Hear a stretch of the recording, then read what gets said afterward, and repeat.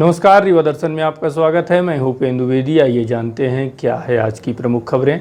भारत रत्न पूर्व प्रधानमंत्री राजीव गांधी की मनाई गई 75वीं पुण्यतिथि।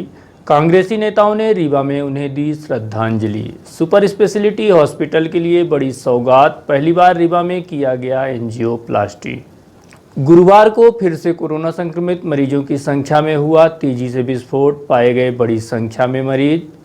और मध्य प्रदेश पंचायत सचिव संगठन द्वारा अपनी विभिन्न मांगों को लेकर सौंपा गया ज्ञापन। इन खबरों को आगे हम विस्तार से देखते हैं।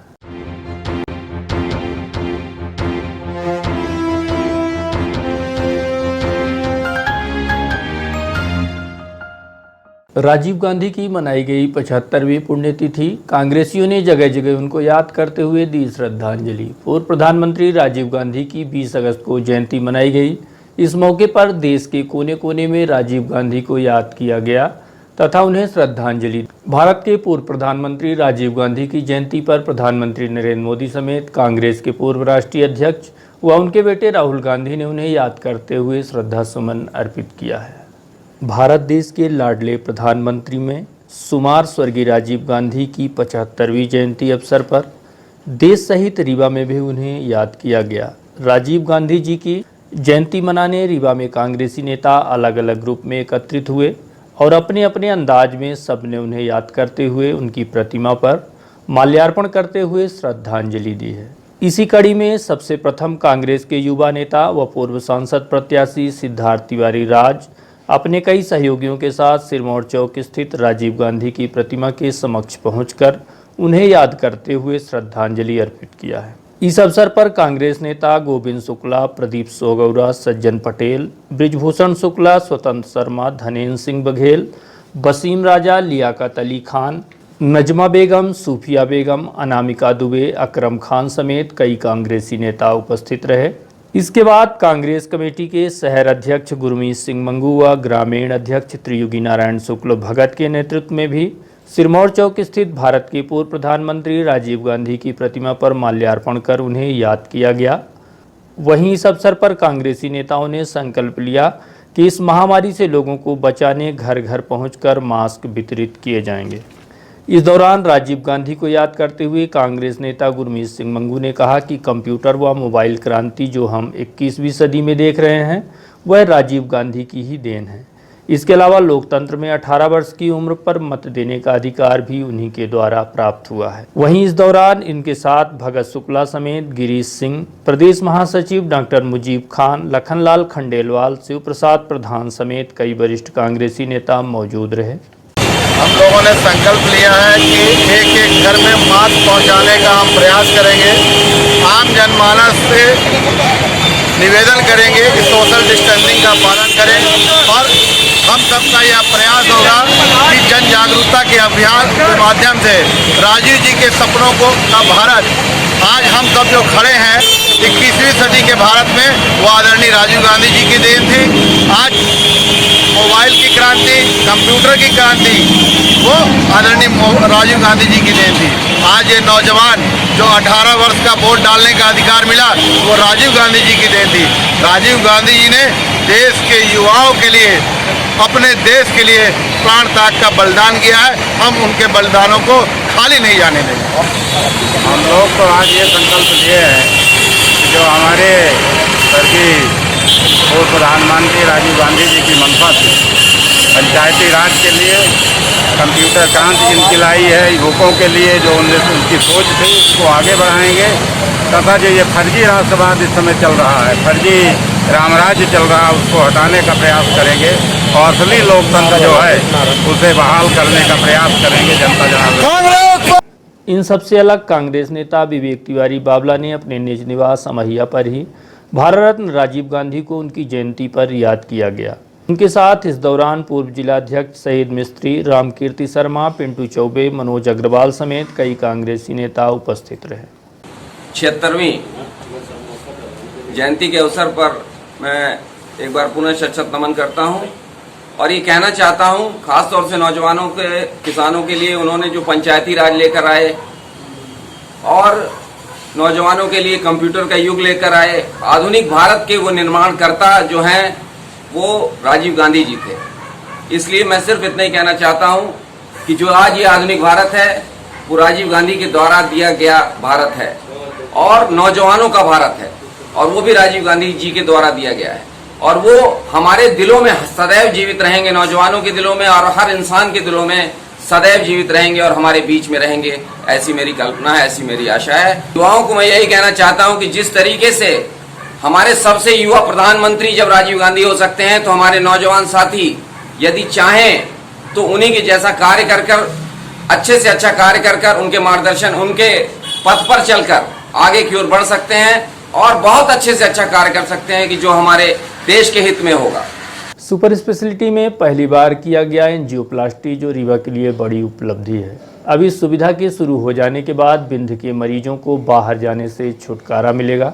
इतना ही नहीं, लोगों का समय व पैसा भी बर्बाद होने से बच सकेगा। रीवा शहर व जिले के साथ साथ पूरे बिंद क्षेत्र के लिए बड़ी उपलब्धि मानी जा रही है। सुपर स्पेशलिटी हॉस्पिटल में उन तमाम गंभीर बीमारियों का इलाज शुरू हो चुका है जिसका लंबे समय से यहाँ के चिकित्सकों के साथ साथ लोगों को भी इंतजार था। शासन प्रशासन के विशेष प्रयासों से यह उपलब्धि जो बिंद क्षेत्र को हासिल हुई है वह एक बड़ी सौगात मानी जा रही है। इस हॉस्पिटल को रीवा वासियों को सौंपने की दिशा में जहां पूर्व मंत्री व रीवा विधायक राजेंद्र शुक्ल ने हर संभव प्रयास किया, वहीं इसे तत्काल लोगों की सेवा के लिए आरंभ किए जाने की दिशा में प्रशासन का भी अतुलनीय योगदान रहा है।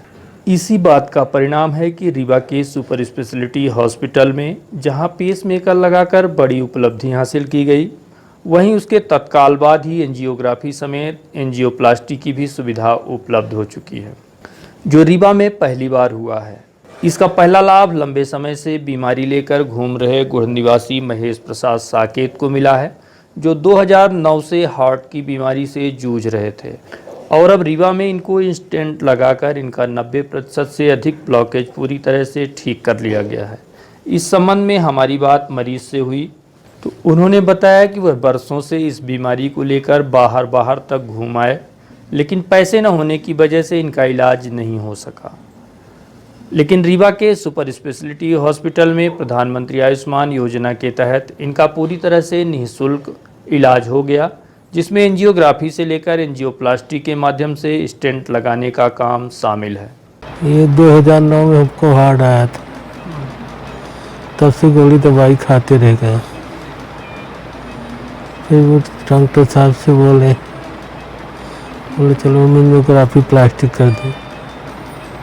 कहाँ इसके पहले कहाँ आपने दिखवाया था? हम भोपाल गए, इलाहाबाद गए, जबलपुर में भी गए। तो दिक्कत क्या हो रही थी आपको? दर्द है होता तो हार्ट की प्रॉब्लम थी। हार्ट की प्रॉब्लम थी। जब आप यहाँ बाहर गए थे कितना खर्चा बताया गया था, कितना क्या लगेगा इसमें? अरे बहुत पैसा बताया गया था, लाखों रुपए बोलते थे और बल्कि ज़्यादा। आने जाने का भी पैसे नहीं था। पैसे की वजह से नहीं हो पाया? हाँ, पैसे नहीं था। अभी फिर यहाँ आपका ये सुपर स्पेशलिटी में जो हुआ, यहाँ कैसे हुआ आपका ये सब सारी चीज़ें? डॉक्टर साहब है ना, यश त्रिपाठी सुनील, ये बड़े सर रहे थे, KD सिंह सर रहे, BDO साहब रहे, 4 डॉक्टर रहे। फिर सबसे पहले इन्हीं से हमारा संपर्क हुआ, सुनील त्रिपाठी से। ठीक है, थोड़ा घाव तो दर्द है ही है, आराम है अभी। नहीं तो यहाँ पे क्या अब कितना खर्चा लगा आपका यहाँ ये सब होने में?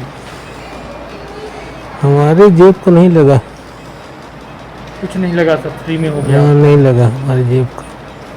वहीं इस संबंध में हमारी बात कार्डियोलॉजी के वरिष्ठ चिकित्सक डॉक्टर KD सिंह से हुई तो उन्होंने इसे रीवा के लिए बड़ी उपलब्धि बताया और कहा कि इस कार्य में इनकी टीम में प्रमुख रूप से doctor SK Tripathi, doctor VD Tripathi सहित डॉक्टर प्रदीप कुर्मी व अन्य स्टाफ के लोग शामिल रहे। डॉक्टर KD सिंह ने इस सुविधा को यहाँ के लिए बड़ी सौगात बताते हुए कहा कि जब हार्ट जैसी बीमारी में दिक्कतें आती हैं तो जल्द से जल्द चिकित्सक के पास पहुँचने पर इसमें राहत मिलती है। ऐसी स्थिति में रीवा में यह सुविधा रीवा वासियों के लिए बड़ी राहत हो सकती है। आप खुद सुनिए इस संबंध में डॉक्टर श्री सिंह ने क्या कहा। सर, ये ऑपरेशन क्या और किस तरह से होता है? ये एंजियोप्लास्टी जो है वो अपने यहाँ पे बाकी समय से बहुत प्रतीक्षित थी। ये बेसिकली जो हार्ट अटैक के मरीज़ होते हैं, जिनको कि सीने में तेज़ दर्द के साथ जो है इस तरह की प्रॉब्लम होती है, जिसको अपन आम भाषा में हार्ट अटैक कहते हैं। तो इसमें जो हार्ट को खून ले जाने के लिए 3 मेन नसें होती हैं, है ना, जिसको अपन LAD, LCX और RCA बोलते हैं। इन नसों में खून का थक्का और कोलेस्ट्रॉल जमा होने से सडनली हार्ट के उस हिस्से में खून जाना बंद हो जाता है, और जिसकी वजह से हार्ट का वो हिस्सा काम करना बंद कर देता है। इसमें अगर सही समय पर इलाज ना मिले तो मरीज की जान को भी खतरा हो जाता है। कई बार तो बहुत से लोग हॉस्पिटल नहीं पहुंच पाते हैं दुर्भाग्यवश, और जो लोग पहुंच भी जाते हैं उनको सांस में दिक्कत, सीने में तेज़ दर्द, पसीना, घबराहट, ये सब समस्याएं होती हैं।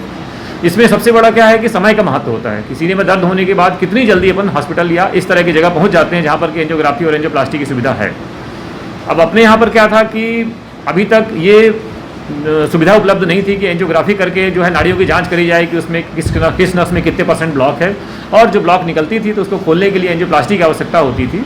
वो सुविधा अपने यहाँ पर नहीं थी।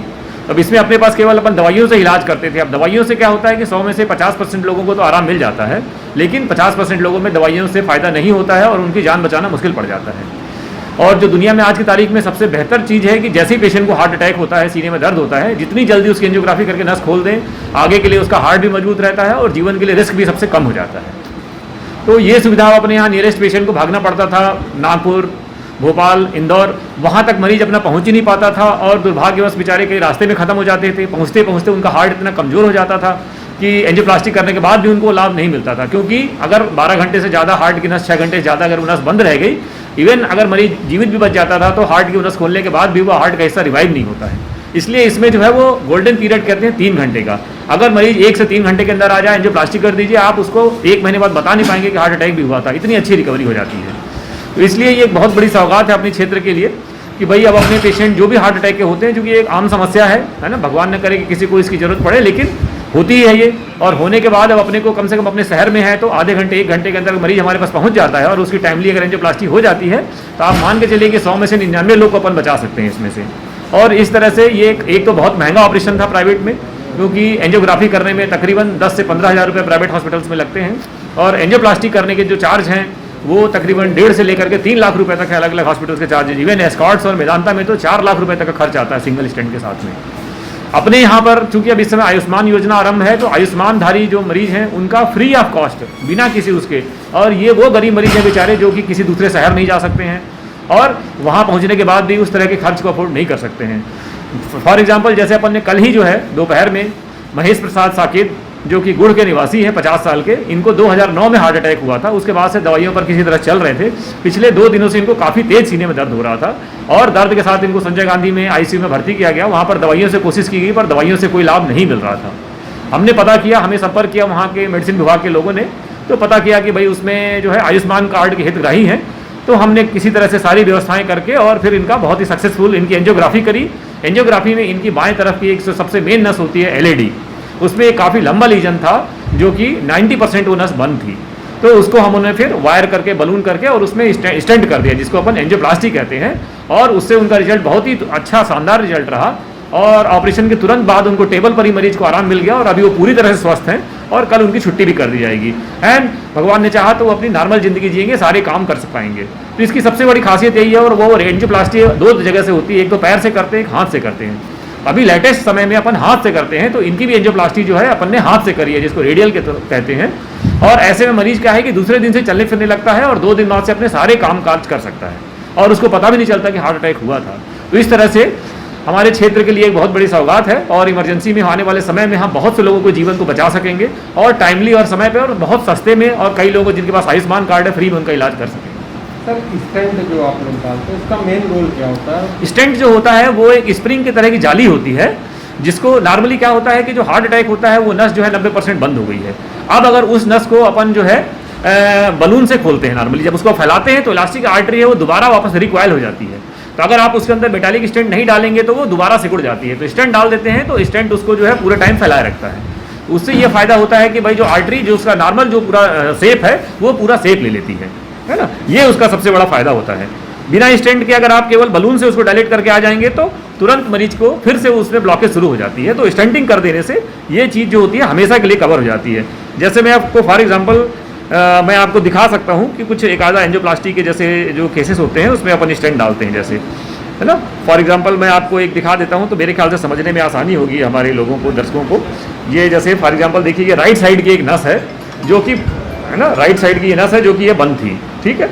ये देखिए यहाँ पर, इसमें जो है यहाँ पर तक तो खून जा रहा है, फिर उसके आगे इसमें जो है वो खून नहीं जा पा रहा है। इसको फिर अपन ने क्या किया कि ये देखिए एंजियोप्लास्टी करके, और ये नस यहाँ से बंद थी, ये पूरी इतनी नस बंद थी, तो इसमें अपन ने बलून से डायलेट करके, वायर से करके, क्लीन करके स्टेंट कर दिया, तो ये पूरी आर्टरी इतनी बड़ी जो है वो वापस हो गई। ये पेशेंट ऑलमोस्ट जो है, इसको क्या कहते हैं, बचना मुश्किल था, लेकिन ये एंजियोप्लास्टी हो जाने के बाद 2 दिन के अंदर बिल्कुल एकदम स्वस्थ हो गए और अपने घर में है और अभी अच्छे से चल रहे हैं अभी भी। तो ये फायदा होता है एंजियोप्लास्टी का कि जो हार्ट की जो नस होती है जिसको कोरोनरी आर्टरी कहते हैं, उसमें ब्लॉकेज को अपन वायर से डाल करके, बलून से फिर क्लीन करके उसके अंदर जो क्लॉट थ्रम्बस का चढ़ा रहता है और उसको फिर स्टेंट डाल देते हैं, स्प्रिंग जैसी एक चीज़ होती है, जिससे कि वो आर्टरी अपने नॉर्मल शेप को ले लेती है और खून का बहाव नॉर्मल हो जाता है और धीरे धीरे हार्ट रिकवर हो जाता है। सर एक बार स्टेंट डालने के बाद उसकी लाइफ कितनी है? स्टेंट के ऊपर क्या होता है कि स्टेंट तो मेटेलिक होता है, वो लाइफ लॉन्ग आपके जीवन के साथ होता है। 2 से 5% लोगों में दोबारा चर्बी आने के चांसेस होते हैं, पर जिसमें अगर वो चर्बी नहीं आती है तो जीवन पर्यंत वो स्टेंट चलता है, उन्हें दोबारा उसमें जरूरत नहीं पड़ती। किसी दूसरी नस में ब्लॉकेज आए तो अलग बात है, या उसके अंदर इसको इंस्टेंट रीस्टेनोसिस बोलते हैं, लेकिन एक बार स्टेंट पड़ गया तो वो जीवन पर्यंत उसका उससे काम चलता रहता है। उसके बाद मेडिसिन की भी? हाँ, उसके बाद खून पतला करने की जो दवा होती है वो नियमित रूप से खानी होती है। 1 साल तक खाना अति अनिवार्य होता है, क्योंकि स्टेंट एक मेटल है और ब्लड की एक खासियत होती है कि जब भी किसी बाहरी चीज या मेटल के संपर्क में आता है तो वो खून का थक्का बन जाता है। इसलिए उसमें एंटीप्लेटलेट दवा, एस्पिरिन, क्लोपिडोग्रिल, ये 2 दवाइयाँ खाना अति अनिवार्य होता है। अगर ये दवाइयाँ बंद करते हैं तो स्टेंट के अंदर क्लॉट बनने का रिस्क होता है। 3 से 6 महीने के अंदर उसके अंदर एंडोथीलियम की एक झिल्ली मेम्ब्रेन बन जाती है, जिसके बाद वो जो मेटल होता है स्टेंट का वो ब्लड के संपर्क में नहीं आता है।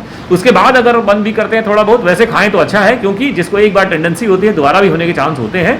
पर जहाँ तक हो सके इसमें खून पतला करने की दवा जो है उसको बंद नहीं करना चाहिए, जिसमें एस्पिरिन और क्लोपिडोग्रिल बहुत इंपॉर्टेंट है।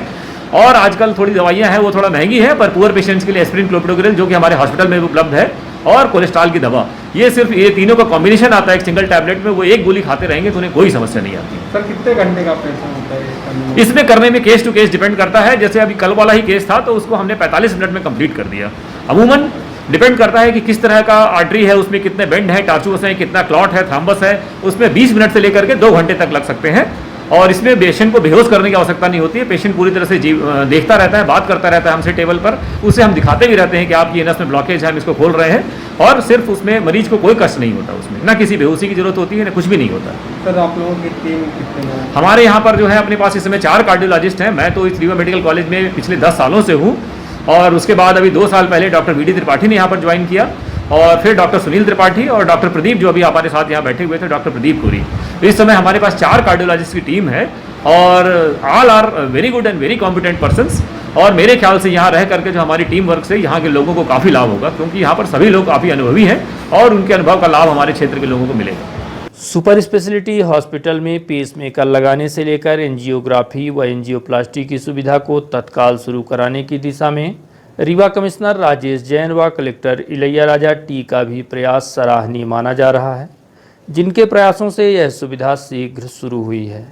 इस बड़ी उपलब्धि के संबंध में रीवा दर्शन द्वारा संभागायुक्त राजेश कुमार जैन से भी बात की गई, तो उन्होंने बताया कि रीवा के लिए सचमुच में यह बड़ी उपलब्धि है, जिसके बाद जल्द ही रीवा में बाईपास सर्जरी की भी सुविधा उपलब्ध कराई जाएगी। इसके साथ ही उन्होंने यह भी कहा कि हमने चिकित्सकों की भर्ती के लिए राष्ट्रीय स्तर पर विज्ञापन जारी किया है, जल्द ही चिकित्सकों की समस्या से भी निजात मिलने की संभावना है।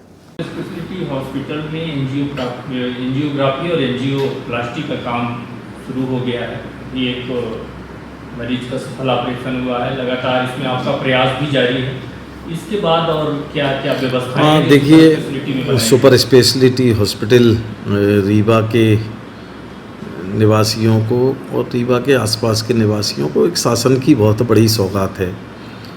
सुपर स्पेशलिटी हॉस्पिटल का निर्माण हो गया है, कुछ डॉक्टर्स की नियुक्ति भी वहाँ पर हो गई है, जो डॉक्टर्स उपलब्ध हो रहे हैं हमें जिन विधाओं में, और वो डॉक्टर्स काफ़ी समय से कार्य भी कर रहे हैं, लेकिन आवश्यकता थी कि वहाँ पे एंजियोग्राफी, एंजियोप्लास्टी प्रारंभ की जाए। डॉक्टरों को प्रोत्साहित किया, और मुझे खुशी है कि डॉक्टरों के प्रयासों से, यहाँ के डीन के प्रयासों से, सुपर स्पेशलिटी हॉस्पिटल के जो प्रभारी हैं डॉक्टर द्विवेदी और जो हमारी टीम है, उनके प्रयासों से कल पहली बार उस हॉस्पिटल में एक एंजियोप्लास्टी की गई है, और मरीज पूरी तरह से स्वस्थ है। गरीब मरीज थे, मिस्टर साकेत, और अब वो 1-2 दिन में उनकी छुट्टी हो जाएगी। अभी पिछले दिनों 2 पेसमेकर भी वहाँ पे लगाए गए और हमारा प्रयास रहेगा कि कंटिन्यूस जो उच्च स्तर की चिकित्सा सेवाएं हैं वो रीवा और आसपास के निवासियों को मिलती रहें।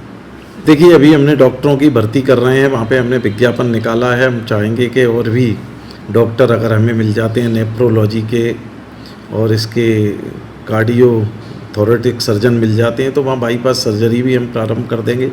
डायलिसिस की सुविधा भी हम 2-3 दिन में वहाँ पे प्रारंभ करने वाले हैं। जो डायलिसिस वाले रोगी उनके डायलिसिस वहाँ पे हम प्रारंभ कर देंगे।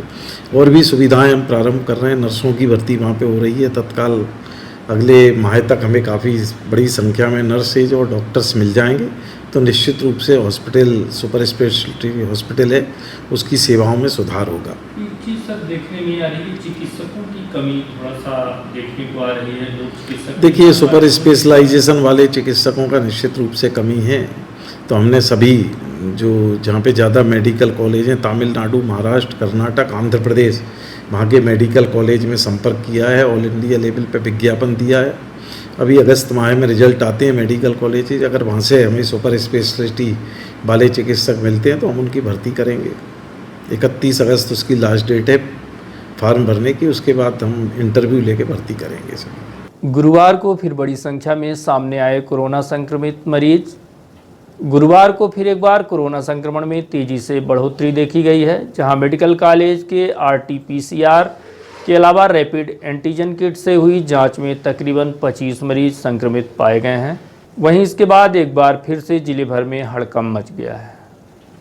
रीवा जिले में लगातार कोरोना का विस्फोट होता ही जा रहा है। इसकी जद में अभी रीवा DIG के अलावा उनकी पत्नी और कलेक्ट्रेट स्थित कार्यालय में फूड कंट्रोलर सहित NIC का कर्मचारी भी कोरोना की चपेट में आ चुके हैं। इसके अलावा एक पत्रकार के साथ ही फिर से एक बार मेडिकल कॉलेज का एक चिकित्सक व जेल के एक कैदी की रिपोर्ट पॉजिटिव आई है। बात करें गुरुवार शाम तक की तो कोरोना संक्रमण के 25 नए केसों के साथ रीवा जिले में कोरोना मरीजों का अभी तक में आंकड़ा 586 पहुँच चुका है तथा 11 लोगों की अभी तक में मौत भी हो चुकी है। इसके अलावा जो राहत की बात है वह यह है कि इसमें से 439 मरीज पूरी तरह से स्वस्थ भी हो चुके हैं। वहीं अभी भी 146 मरीज कोविड केयर सेंटर के अलावा मेडिकल कॉलेज समेत अन्य जगहों पर रखे गए हैं जिनका इलाज किया जा रहा है। रीवा जिले में टोटल पिछले 24 घंटे में कितने केसेस काउंट किए गए हैं वही हम बता रहे हैं। पिछले 24 घंटे से तात्पर्य हमारा कल शाम 6 बजे से लेकर के आज शाम 6 बजे तक का है। अभी चूंकि टोटल रिपोर्ट्स मंगाई जा रही है तो अभी 1 घंटे तक पूरा बता देना अभी संभव नहीं हो रहा है। जो अभी जानकारी वो हमने बता दिया है कि सुबह हमको RT-PCR मेडिकल कॉलेज के लैब से 10 केसेस पॉजिटिव मिले थे और लगभग 8 केसेस अभी हमको एंटीजन रैपिड एंटीजन किट से पॉजिटिव मिले हैं। टोटल अभी तक हमारे पास लगभग 561 केसेस पॉजिटिव अपने ज़िले में हुए हैं। सर अभी छुट्टी हुई है? हाँ, छुट्टी हो गई। लगभग 426 केसेस की छुट्टी कर दी गई है अभी तक। अभी रीवा जिले में active cases 127 cases active cases है अभी वर्तमान में। कहाँ रखा गया सर? 127 केसेस में लगभग 80 केसेस हमारे प्रधानमंत्री आवास में है।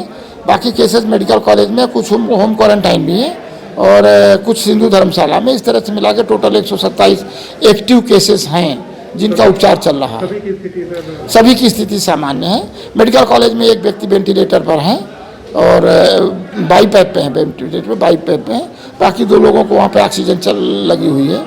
तो इस तरह से अभी तात्कालिक रूप से किसी को कोई खतरा समझ में नहीं आ रहा है। अभी तक सर मौतों का क्या होता है? हाँ, मौतें हमारे ज़िले में अभी कल शाम तक 11 मौतें हो चुकी हैं। दुखद है, मौतें नहीं होनी चाहिए थी, लेकिन उपचार के बाद भी कुछ लोगों को नहीं बचाया जा सका और इस तरह से कुल 11 मौतें हमारे जब से कोविड का केस शुरू हुआ है तो 11 मौतें हमारे पास। सर मौतें ज़्यादा ऐसे लोगों की जिनकी मेडिकल हिस्ट्री रही हो या कुछ? ये बिल्कुल सही बात है कि कुछ हमारे हाई रिस्क ग्रुप होते हैं, जैसे कि 60 साल से ऊपर के बुजुर्ग या 10 साल से नीचे के बच्चे या गर्भवती माताएं अथवा ऐसे लोग जो किसी अन्य बीमारी से पीड़ित है, जैसे डायबिटीज है, हाइपरटेंशन है, लकवा है, कैंसर है। यदि इन बीमारियों के साथ किसी व्यक्ति को कोरोना पॉजिटिव हो जाता है तो उसकी खतरे का प्रतिशत उसमें बढ़ जाता है और लगभग 90-95% मृत्यु जो हमारी 10 केसेस की हुई है वो किसी न किसी कोमार्बिडिटी से जुड़ी हुई थी, इसके कारण हुई है। और कुछ केसेस सिम्टम आने के बाद सीधे अस्पताल नहीं आते, घर में लेट कर देते हैं या कुछ उपचार कराते रहते हैं, गंभीर होने पर अस्पताल पहुंचते, जिनको बचाए जाने काफ़ी कठिन होता है। ऐसे भी और ऐसे में उनकी जान को खतरा हो जाता है। नगर पालिक निगम कार्यालय में शिविर लगाकर की गई कोरोना जांच, जहां तकरीबन 200 लोगों की जांच की गई है, जिसमें से 8 कर्मचारी नगर निगम के पॉजिटिव पाए गए हैं। यह जांच रैपिड एंटीजन किट से की जा रही है। पत्रकारों की शिविर लगाकर की गई जांच के बाद गुरुवार को नगर निगम कार्यालय के साथ साथ बनाए गए 4 जोनों के अधिकारी कर्मचारियों की जांच की गई, जहां नगर निगम के 209 कर्मचारियों के सैंपल लिए गए हैं, जिसमें से 8 लोग कोरोना पॉजिटिव पाए गए हैं, जिन्हें कोविड केयर सेंटर भेजा गया है। हालांकि यह जांच आगे भी लगातार जारी है। और लगभग 8 केसेस अभी हमको रैपिड एंटीजन किट से पॉजिटिव मिले हैं। नगर निगम में हमने 4 जगहों में सैंपलिंग शुरू की थी और अभी लगभग 209 केसेस की सैंपलिंग करी थी। अभी डाटा इकट्ठा किया जा रहा है, 1 घंटे बाद इसकी फाइनल रिपोर्ट मीडिया में दे दी जाएगी। मध्य प्रदेश पंचायत सचिव संगठन जिला इकाई रीवा द्वारा अपनी विभिन्न मांगों को लेकर कमिश्नर कार्यालय पहुंचकर प्रदेश के मुख्यमंत्री, पंचायत मंत्री सहित अपर मुख्य सचिव के नाम ज्ञापन सौंपा गया है। इतना ही नहीं, इसके अलावा भाजपा जिलाध्यक्ष को भी पंचायत सचिवों द्वारा संगठन के जिलाध्यक्ष देवेंद्र बहादुर सिंह व संभागीय अध्यक्ष ब्रिजेश सिंह परिहार समेत प्रांतीय उपाध्यक्ष शिवेंद्र मिश्रा के नेतृत्व में यह ज्ञापन सौंपा गया है। ज्ञापन सौंपकर पंचायत सचिवों ने सरकार को चेतावनी दी है कि अगर इनकी मांगों पर ध्यान नहीं दिया गया तो पंचायत सचिव आंदोलन का रास्ता अख्तियार करेंगे। मध्य प्रदेश पंचायत सचिव संगठन के आह्वान पर मध्य प्रदेश के 313 ब्लॉक, 52 जिला, 10 संभागीय कार्यालयों पर आज पूरा समूचा मध्य प्रदेश का पंचायत सचिव ज्ञापन की कार्रवाई कर रहा है। मध्य प्रदेश में विगत कई वर्षों से सचिवों की मांग लंबित है। उन मांगों पे मध्य प्रदेश सरकार का ध्यान आकृष्ट करना चाहता हूं कि मध्य प्रदेश में सभी शासकीय कर्मचारियों को 7वां वेतनमान की सौगात दी गई। सौगात देने के बाद पंचायत सचिव भी अपनी बात को लेके सरकार के समक्ष वेतनमान की बात रखा। आज दिनांक तक 7वें वेतनमान की मांग लंबित है। इसलिए सरकार से चाहता हूं कि इस विषय पर विचार कर इसका निराकरण तत्काल किया जाए। मध्य प्रदेश में 6वें वेतनमान पे विसंगति है। विसंगति को लेकर भी हमारी मांग है कि उस विसंगति को दूर किया जाए और मध्य प्रदेश के पंचायत सचिवों को उससे लाभान्वित किया जाए। तीसरी महत्वपूर्ण मांग है हमारी कि अनुकंपा नियुक्ति पे रोस्टर प्रणाली की पद्धति लागू की गई है, जो एकदम अनुकूल नहीं है। विपरीत परिस्थितियों पे पूरे मध्य प्रदेश में 52 जिलों में 52 प्रकार की भर्तियां हो रही हैं अनुकंपा की। कहीं रोस्टर प्रणाली के नाम पे प्रभावित व्यक्ति की नियुक्ति नहीं हो पा रही, कहीं पे उसी प्रक्रिया के तहत नियुक्ति की जा रही है। इस विसंगति को दूर किया जाए और रोस्टर प्रणाली को खत्म करते हुए जिस हेतु अनुकंपा नियुक्ति का प्रावधान किया गया है, उस मृतक परिवार का एक सदस्य उस परिवार के पालन पोषण के लिए उसकी नियुक्ति का एक सपना था सरकार का कि पूर्ण होगा, वो नहीं पूरा हो रहा। इसलिए चाहता हूं कि रोस्टर प्रणाली को हटाते हुए और उस संबंधित परिवार के अनुकंपा व्यक्ति को अनुकंपा नियुक्ति में सीधी भर्ती हो और सारे नियमों को हटाकर अनुकंपा के नियमों को लागू किया जाए, जिससे वो लाभान्वित हो सके। स्थानीय स्तरों पे भी मांग है और मध्य प्रदेश में वर्तमान समय में मध्य प्रदेश के पंचायत सचिव को 4-4 माह में 1 माह का वेतन मिलता है। 3 माह का वेतन उसके बाद ये बता के कि अभी शेष आपको आवंटन नहीं है, आवंटन का अभाव है। इसलिए राज्य सरकार को आगाह कराना चाहता हूं कि इन ज्वलंत महत्वपूर्ण मांगों पे यदि भी समय रहते विचार नहीं किया गया तो निश्चित तौर से एक दिन वो दूर नहीं है जब मध्य प्रदेश का पंचायत सचिव रोड में आंदोलन के लिए मजबूर हो जाएगा। इसलिए चाहता हूं कि मध्य प्रदेश सरकार समय रहते मध्य प्रदेश के पंचायत सचिवों की मांग पे तत्काल निराकरण करने का काम करे। जिला कांग्रेस कमेटी द्वारा देश के पूर्व प्रधानमंत्री भारत रत्न राजीव गांधी की 75वीं जयंती के अवसर पर कोरोना जैसी घातक बीमारी से लोगों को बचाने की दिशा में 10,000 मास्क निगम आयुक्त को सौंपे गए हैं।